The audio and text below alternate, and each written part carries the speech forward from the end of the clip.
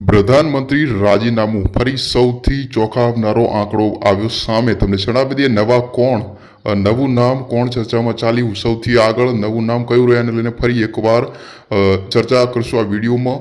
તમને જણાવી દઈએ કે અત્યારે 2024ના બહાર પાડવામાં આવ્યું હતું મૂડ ઓફ ધ નેશનલ સર્વે. લોકોએ પૂછવામાં આવેલ હતું સવાલ, અને આ સવાલોમાં લોકો પાસે જાણવામાં આવ્યું હતું કે પ્રધાનમંત્રી તેમના વર્ષ પૂર્ણ કરે, કાર્યકાળ પૂર્ણ થાય, શ્રી નરેન્દ્રભાઈ મોદીનો કાર્યકાળ છે તે પૂર્ણ થયા બાદ બીજા મુખ્ય પ્રધાન કોણ હોઈ શકે અને મુખ્ય પ્રધાનના ચહેરામાં તમે કોને સૌથી પસંદ કરશો તેને લઈને સવાલ સર્વેમાં પૂછવામાં આવ્યો હતો.